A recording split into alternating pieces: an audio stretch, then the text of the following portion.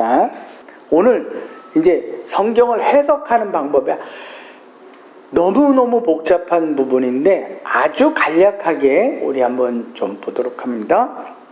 첫째, 성경 해석에는 문자적 해석이 있어. 문자적 해석이라는 것은 써진 기록 그대로 믿는 거야. 그대로.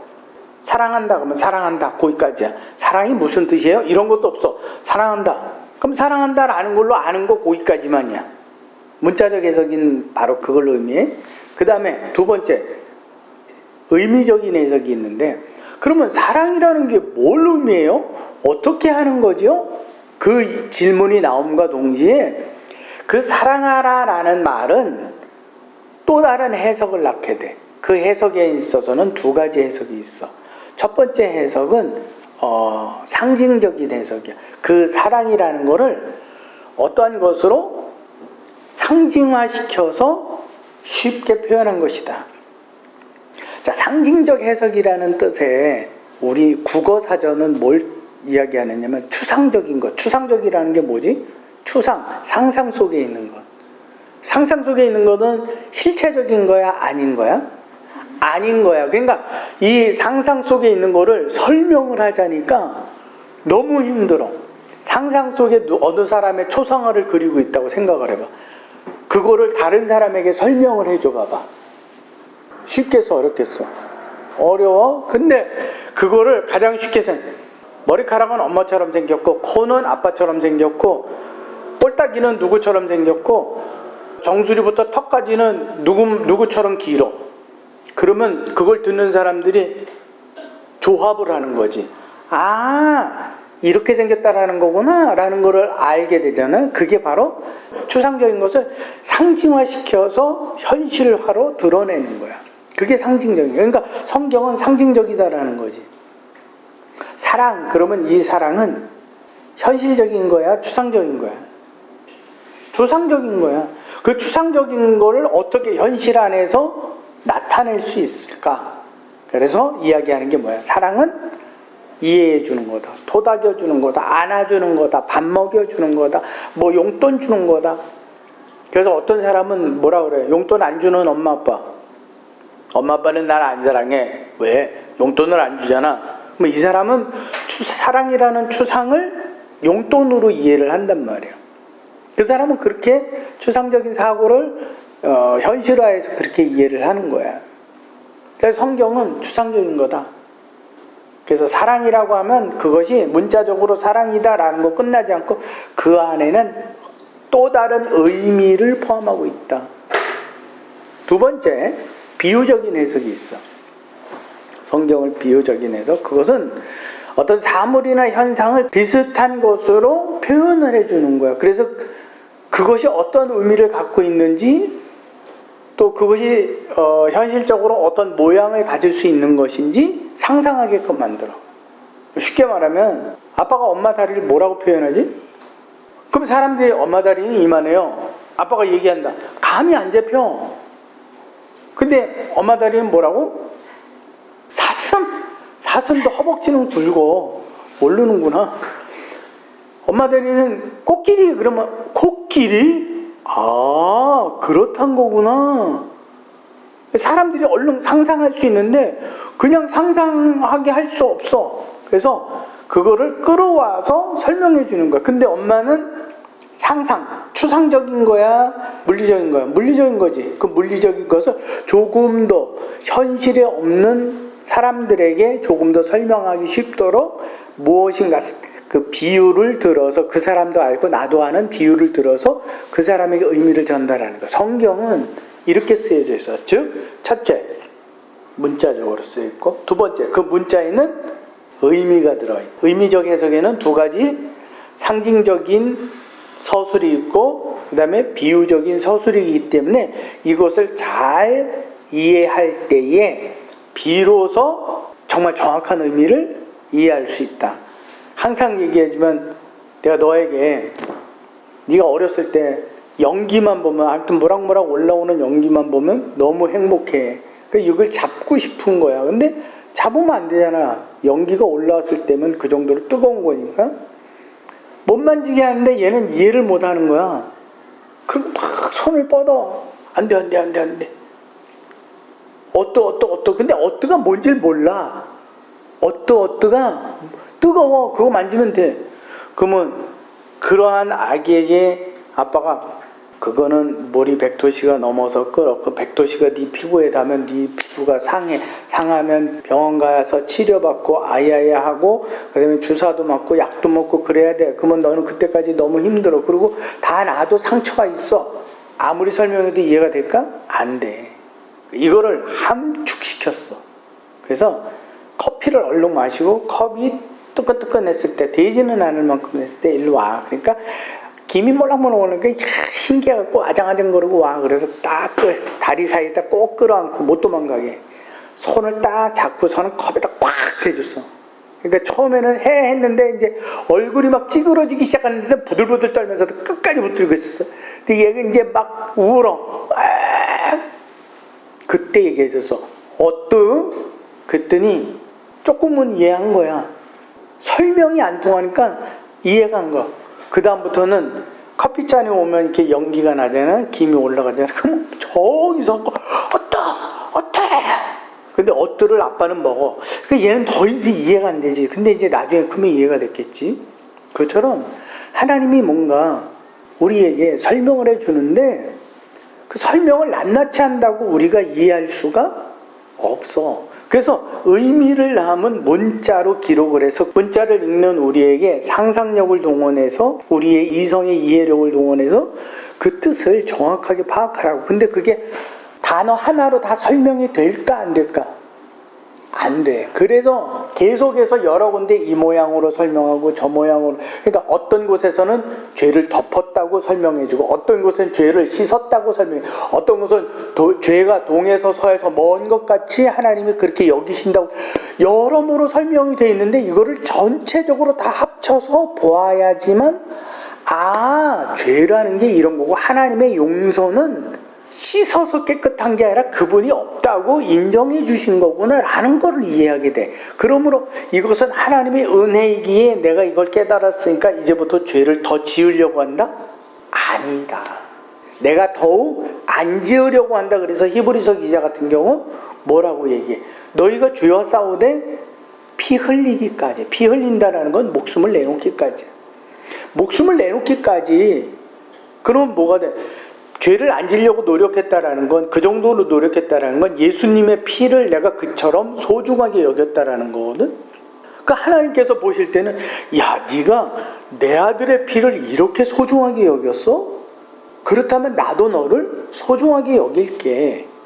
이 관계가 이루어져야 되는 거야. 나는 예수님의 피로 회개했으니까 나는 이제 죄가 없어졌어. 난 깨끗이 씻었어. 이게 아니야.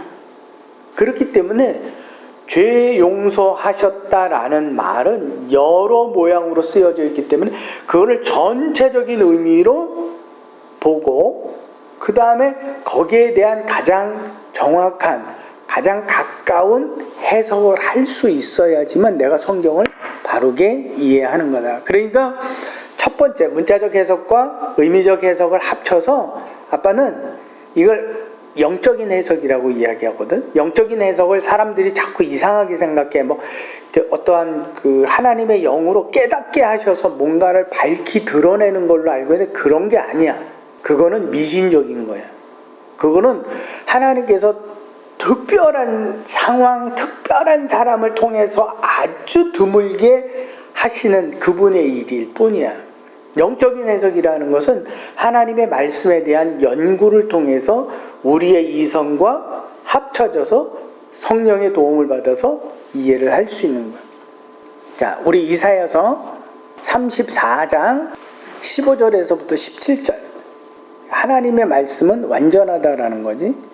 자, 같이 한번 읽겠습니다. 시작. 부엉이가 거기에 깃들이고 알을 낳아서 그 그늘에 모으며 솔개들도 각기 제 짝과 함께 거기에 모이라. 여기서 새끼를 낳으려면 완전해야 되거든. 완전하다라는 게 짝이라는 단어로 비유적으로 설명이 된 거야. 짝, 다. 그 16절.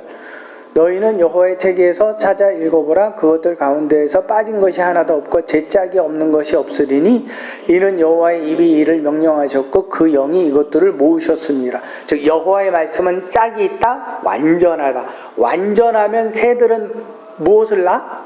알을 낳는 거야. 완전하지 않으면 알을 못 낳는 거야. 그러니까 하나님의 말씀은 완전하다라는데 그 완전이 어떻게 됐다? 짝이 있어야 된다. 그러니까 하나님의 말씀은 한 구절만 볼 게 아니라 이 구절과 연결되어 있는 다른 성경의 말씀들과도 연결해서 생각을 해야 된다라고 말씀하고 있는 거야. 17절. 여호와께서 그것들을 위하여 제비를 뽑으시며 그의 손으로 줄을 띄어 그 땅을 그들에게 나누어 주셨으니 그것들이 영원히 차지하며 대대로 거기에 살리라. 하나님께서 이렇게 완전케 하는 짝을 통해서 세상을 충만케 한다, 완전으로 덮어가신다 라는 설명을 이렇게 이야기한 거예요.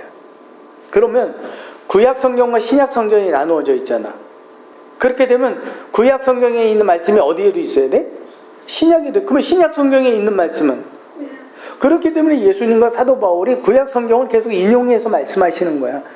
만약에 이게 서로 분리가 되거나 구약 성경은 구약 성경대로, 신약 성경은 신약 성경대로, 그러면 예수님이 인용할 필요가 없는 거지. 연결이 안 돼 있으니까. 이것은 짝이야. 그러므로 구약과 신약의 합쳐져 완전함을, 하나님의 말씀의 완전함을 이야기하는 거야. 그래서 너희가 생명을 얻는 줄로 구약 성경을 읽었는데 그게 나야. 근데 예수님이 구약 시대에 태어났나? 신약 시대에 태어났었어. 그러면 이게 뭐란 얘기야? 예수님의 탄생과 사도 바울 또 사도들의 시대에는 이게 하나로 연결이 되어져 있다는 걸. 그래서 서로와 서로가 짝이 되어서 완전함을 설명하고 있다는 거. 자, 그 다음에 창세기 2장 18절 시작. 여호와 하나님께서 이르시되 사람이 혼자 사는 것이 좋지 아니하니 내가 그를 위하여 돕는 배포를 지으리라. 자, 혼자 사는 것 불완전하니 돕는 배포를 지으리라. 완전케 하시겠다. 창세기 6장 19절. 창세기 6장 19절 시작. 혈육 있는 생물을 너는 각기 암수 한 쌍씩 방주로 끌어들여 너와 함께 생명을 보존하게 하라. 암수 하나가 한 쌍이 완전이기 때문에. 만약에 암이든 수든 둘 다 완전하다 그러면 굳이 암수로 쌍을 이룰 필요가 없지. 자, 창세기 1장 22절 1장 22절 시작. 하나님이 그들에게 복을 주시며 이르시되 생육하고 번성하여 여러 바닷물에 충만하라. 새들도 땅에서 번성하라. 이렇게 말씀하실 수 있는 이유가 뭐야? 암수 완전하게 창조하셨기 때문에 그런 거예요. 자, 완전하게 창조한 것은 충만이라는 것과 가능해져. 근데 불완전은 충만이 된다 안 된다? 소멸이 된다. 이거는 충만이 될 수가 없다. 다시 창세기 1장 28절 시작. 복을 주시며 성육하고 번성하여 땅에 충만하라. 땅을 정복하라. 바다의 물고기와 하늘의 새와 땅에 움직이는 모든 생물을 다스리게 하라 하시니. 자, 남자와 여자를 창조하셨어. 완전하게 창조하셨지. 그러니까 이제부터 충만해라. 하나님의 말씀이 구약과 신약으로 완전해졌어. 이제는 그 말씀이 어떻게 돼야 돼? 충만해야 돼. 충만. 그래서 사도 바울은 하나만 찾아보자. 자, 에베소서 1장 23절 시작. 교회는 그의 몸이니 그의 몸이라는 그리스도의 몸으로 상징적으로 표현한 거야. 시작. 몸이니 만물 안에서 만물을 충만하게 하시는 이의 충만이니라.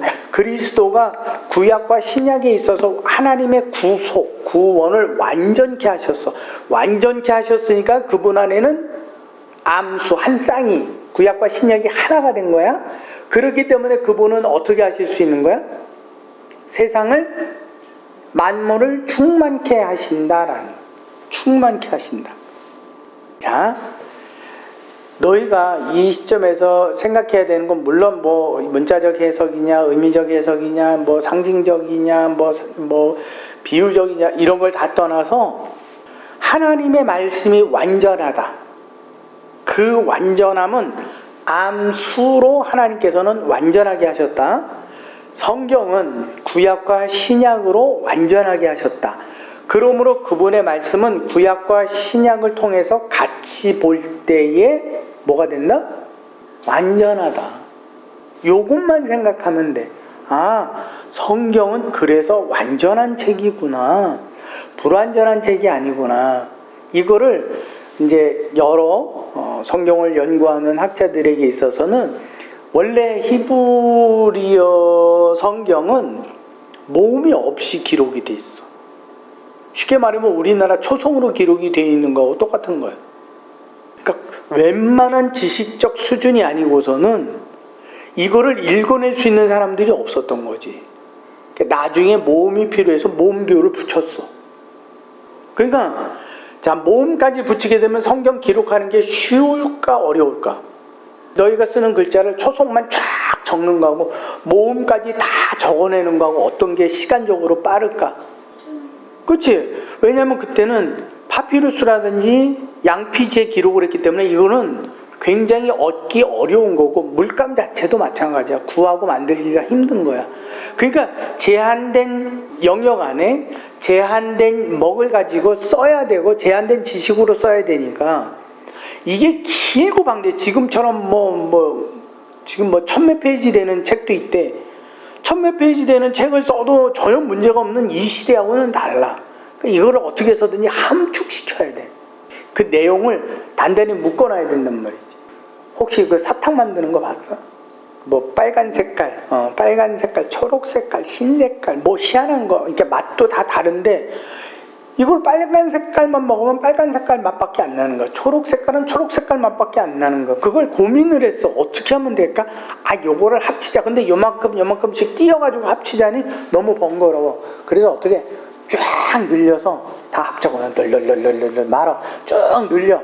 그 다음에 그걸 끊어. 그런 다음에 그거를 식혀. 그걸 먹는 사람에게 있어서는 빨간색 맛도 초록색 맛도 하얀색 맛도 노란색 맛도 다 한꺼번에 맛볼 수 있는 거지. 그게 어떻게 된 거야? 함축되어져 있는 거야. 근데 엄청 신맛과 엄청 짠맛을 합쳐놨어. 그러면 이 맛의 조화가 될까 안 될까? 그러니까 그런 거는 안 되는 거고 완전한 맛을 만들기 위해서 이렇게 만드는 거야. 성경도 마찬가지야. 그러니까 제한된 지면과 또 필사의 방법을 가장 축소화시켜서 만든 게 초성적인 기록이야. 그래서 그거를 나중에 지혜자들이 또 모음부호를 붙여갖고 그거를 이제 이거는 이런 말이었구나 라고 이제 확인하게 되는 거지. 근데 그게 한 사람의 생각으로 확인을 하면 그거는 너무 주관적이지. 그러니까 여러 사람이 모여서 함께 고민을 하는 거야.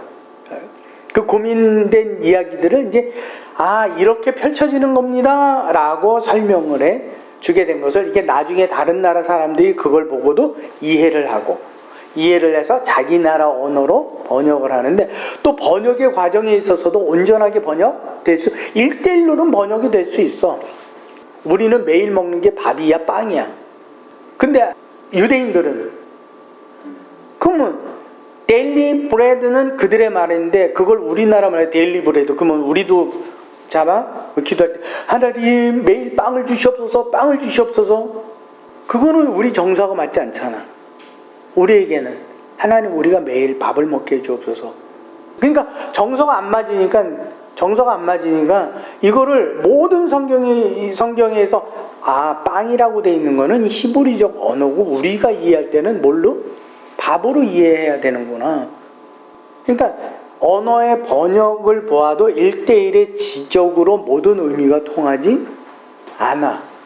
그러니까 때때로 좀 부적절하게 보이지만 내용의 의미를 살펴보면 같단 말이지. 성령은 그거를 말씀하고 계시는 거예요. 그래서 성경의 문자적 해석을 주장한다. 성경은 무조건 하나님의 거룩한 책이니 문자적으로만 해석하십시오.